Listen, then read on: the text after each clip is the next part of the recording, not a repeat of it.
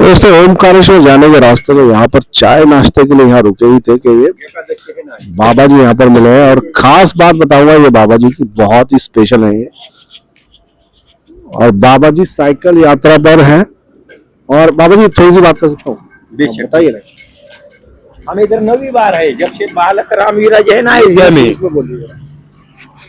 हमारा 9वीं बार है हमारा इधर आना।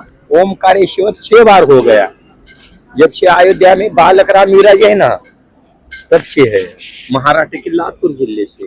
लातूर म्हणजे मराठी का तुम्ही? हाँ मराठी। हाँ ठीक है। तो बाबा जी महाराष्ट्र में है, लातूर जिले से है। और ये साइकिल पर अपनी साइकिल यात्रा पर निकले। और कहाँ जा रहे हैं? अब यहाँ से सीहोर जाना है, सीहोर से बागेश्वर धाम, फिर चित्रकूट, प्रयागराज, काशी, अयोध्या, फिर गोरखपुर से होते हुए नेपाल में पशुपतिनाथ, जनकपुर, फिर बिहार में सीतामढ़ी, बक्सर, फिर बाबा बैद्यनाथ झारखंड में, फिर जगन्नाथपुरी, फिर वापसी रायपुर से वो राम जी का यह है ना ननिहाल है ना वहां से, फिर रामटेक नागपुर के पास, फिर नांदेड़ में गुरुद्वारा का दर्शन करके लातूर जाना। अब हम इधर से गुजरात से आए। पहले हम महाराष्ट्र में परले वैजनाथ किया, फिर औंधा नागनाथ, फिर घृष्मेश्वर महादेव, फिर गुजरात में गिरनारी, सोमनाथ, बेट द्वारका और नागेश्वर महादेव, फिर राजा रणछोड़ राय का मंदिर डाकोर में, फिर कल इधर का दर्शन हो गया था महाकाल भगवान का और हर सिद्धि मैया। तो लगभग कितने दिनों से आप निकले हुए हैं? वो 22 दिसंबर को हम लातूर से निकले। 22 दिसंबर को लातूर से निकले तो गुजरात की तीर्थ करके यहाँ तक पहुंचे हम। 22 दिसंबर से निकले हुए हैं और अभी यहाँ पे पहुंचे हैं। और आगे की जो सफर है वो कितने दिनों का होगा लगभग? वो मेरे को तो 5 मार्च को गांव पहुंचना है ये सब तीर्थ करके। और जगन्नाथपुरी भी जाना है उधर से, फिर बाबा बैद्यनाथ भी जाना है झारखंड में। अच्छा, मतलब इतना ये सारा सफर आप साइकिल से? और आपको ओम नाम का सनातन धर्म का प्रचार प्रसार करने के लिए हमारी जिंदगी समर्पण करने का सोच लिया हमने। और ये हमारे शरीर में भले प्राणायाम करने से आया है, योगा करने से आया है। तो यमुनोत्री, गंगोत्री, बद्रीनाथ, केदारनाथ 2 बार हो गया है हमारा साइकिल से। एक बार गंगा सागर भी हो लिए है। 2-3 बार रामेश्वरम, श्रीशैलम, तिरुमला, तिरुपति 3 बार हो गया है। 2 बार कन्याकुमारी हो गया है और एक बार केरला में पद्मा स्वामी टेम्पल भी हो लिए हम। और वो भी जब से अयोध्या में बालक राम विराज है तब से ही हमारे शरीर में ऊर्जा आई है। बाबा जी एक बात बताइए, आपकी उम्र कितनी है?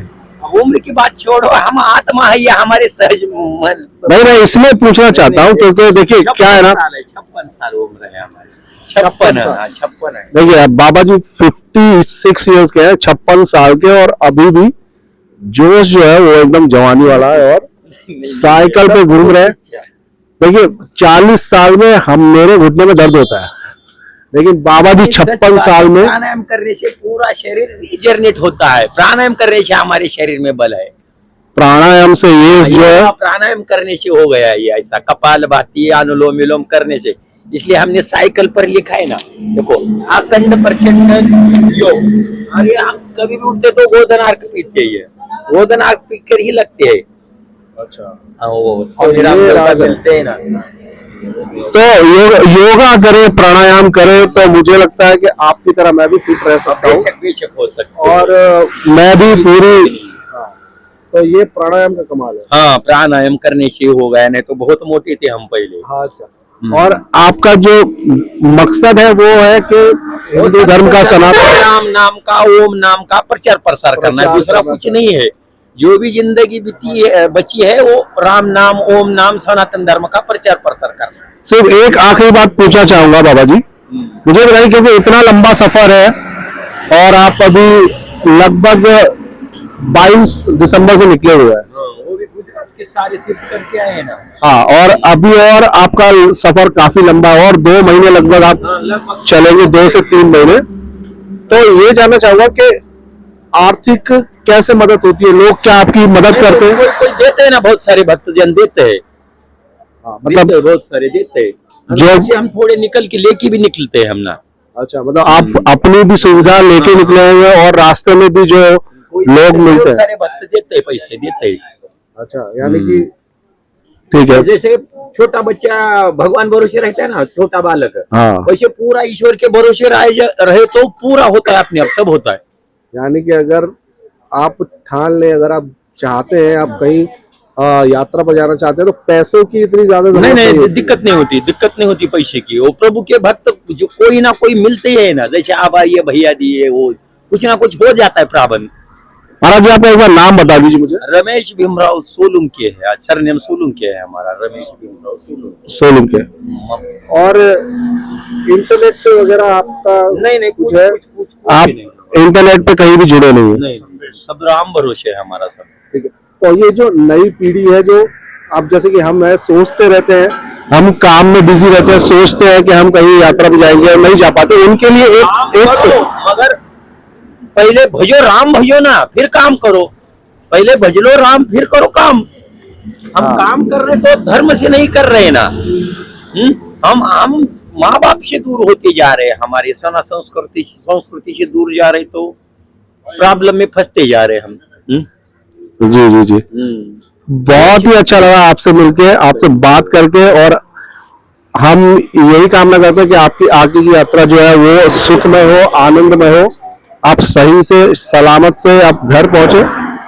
और मैं जो भी ये वीडियो देखेंगे आगे, मैं उनसे भी कहना चाहूंगा कि बाबा जी अगर इस यात्रा के दौरान आपको कहीं मिलते हैं, तो बाबा जी की बिल्कुल सहायता करें, और बाबा जी ताकि आगे का जो सफर है वो आसानी से कर पाए। होता है, प्रभु की कैसी होता है भैया, सब होता है। कोई हाँ, सब प्रभु ही करते हैं ना, सब हम कौन होते हैं करने वाले। सही है। प्रभु की माया से होता है। अब वो उधर हम उधर वो लाज में रुके थे, वो शंभू निवास है ना, वो महाद्वार गेट के भीतर, उधर पहले भी एक बार रुके थे हम। अच्छा, अब उठ के निकले शोर के लिए। बाबा जी आपसे बात करके ना बहुत अच्छा लगा, और बहुत ही प्रेरणा मिली मुझे लगता है कि आपसे बात करने के बाद में थोड़ा कुछ बदलाव आएगा मेरे अंदर भी। मैं भी प्राणायाम तो कम से कम शुरू कर ही लूंगा। करना ही चाहिए ना। हाँ, नेक काम में देर नहीं करने का। नेक काम में देर नहीं करने का। हम आलस, ये हमारा दुश्मन है ना, सबसे बड़ा दुश्मन हमारा आलस, और हमारे भीतर बैठा है ना वो मैं ही नाम का, वही तो हमें पतन की ओर ले जा सकता है। जी जी, बाबा जी आपकी बातें बहुत अच्छी है और बहुत ही प्रेरणादायक है, लोगों को इससे प्रेरणा मिलेगी, मुझे पक्का भरोसा है इस बात पे। और फिर से एक बार आपका धन्यवाद कहना चाहूंगा, आपसे बात करने के लिए बहुत बहुत धन्यवाद।